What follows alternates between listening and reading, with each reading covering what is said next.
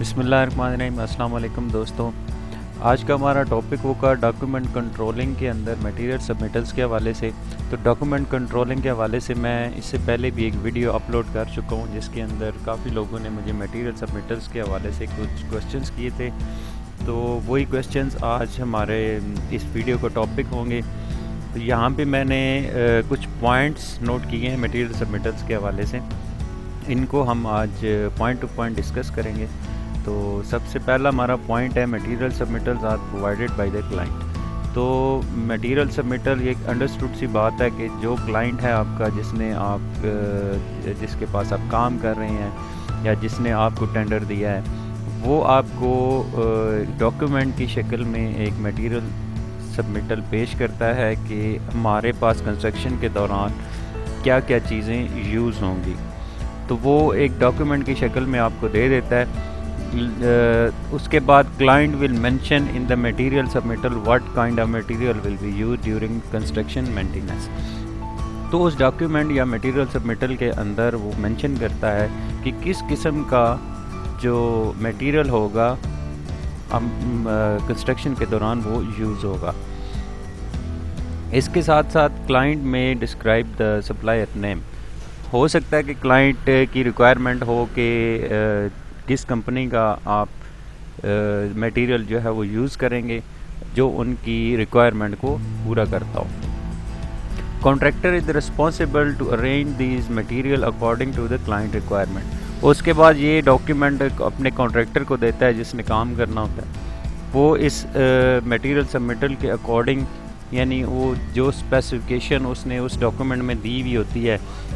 तो आपको एक एग्जांपल दे देता हूँ, जैसा कि अगर आप कोई वाटर टैंक बना रहे हैं तो उसके अंदर आपका सीमेंट यूज़ होगा, कंक्रीट यूज़ होगी, सैंड यूज़ होती है, स्टील यूज़ होता है। तो वो उसके साइजेस और उसकी कंपनीज़ के नाम और उसकी क्वालिटी, उसकी स्पेसिफिकेशन सारी वो इस डॉक्यूमेंट के अंदर लिखी जाती है। तो कॉन्ट्रैक्टर की ये रिस्पॉन्सिबिलिटी होती है कि वो इसी सबमिटल को फॉलो करते हुए उसको क्लाइंट को ये मटेरियल अरेंज करके देगा। उसके बाद एक contractor will collect the sample of material and will submit to the client for approval along with the specification documents. अच्छा, अब होता क्या है कि नॉर्मली जब हमें रिक्वायरमेंट आती है क्लाइंट की जानब से, तो ये एक नॉर्मल प्रोसीजर होता है और उसी को हम डॉक्यूमेंट की शक्ल में देते हैं कि उसके बाद जब आपको अप्रोच करते हैं किसी भी सप्लायर को कि हमें ये चीज़ रिक्वायर्ड है, तो वो उसका सैंपल जो है, सैंपल हम क्लाइंट को सबमिट करते हैं। तो क्लाइंट उसको देखता है कि सबमिटल के हवाले से ही उसमें वो पढ़ता है कि जो हमने रिक्वायर किया था क्या ये वही चीज़ है। वो जब इसको सैंपल सबमिट किया जाता है तो उसके साथ ये डॉक्यूमेंट भी सबमिट किया जाता है। तो वो उसकी स्पेसिफिकेशन देखता है, उसकी क्वालिटी को चेक करता है। उसके बाद वो कॉन्ट्रैक्टर को इन्फॉर्म करता है कि ये ठीक है या नहीं है।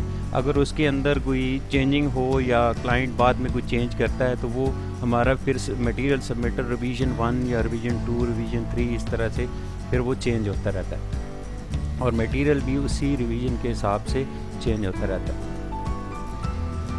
After approval of client, a detailed document for approved material will be prepared and submitted to the contractor। उसके बाद क्या होता है, जब क्लाइंट कहता है कि जी ठीक है मैं सेटिस्फाई हूँ, तो आप ये मटेरियल अरेंज करें, तो उसका कॉन्ट्रैक्टर के साथ बैठ के वो एक डिटेल्ड डॉक्यूमेंट बनाता है।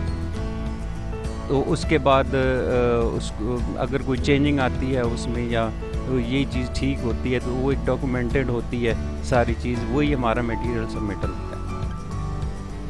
Contractor is the responsible to arrange the material accordingly. उसके बाद ये होता है कि कॉन्ट्रैक्टर की जिम्मेदारी होती है कि वो इसी अप्रूव्ड मटेरियल को या अप्रूव्ड मटेरियल सबमिटल के हिसाब से उसको क्लाइंट को ये मटेरियल अरेंज करके देता है। After finalizing required material, client and contractor will stamp approve for construction on the submittal.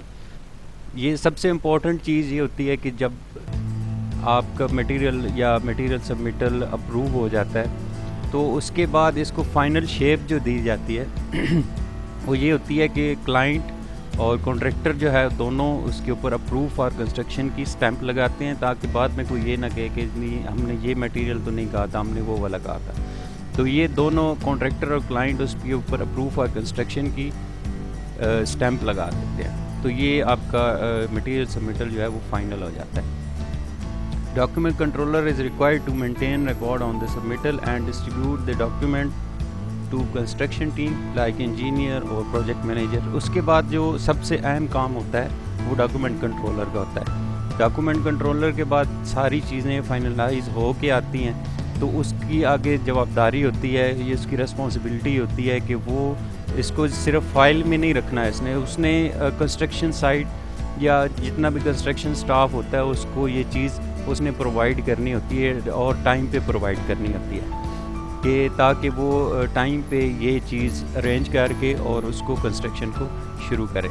I hope कि मटेरियल सबमिटल के हवाले से आपका कॉन्सेप्ट क्लियर हो गया होगा। अगर किसी किस्म का क्वेश्चन हो तो कमेंट में ज़रूर लिखें। इंशाल्लाह मैं नेक्स्ट वीडियो हमारी होगी मेथड स्टेटमेंट के हवाले से, वो भी डॉक्यूमेंट कंट्रोल का ही एक हिस्सा है। अगली वीडियो तक के लिए इजाज़त दीजिए। अल्लाह हाफ़िज़।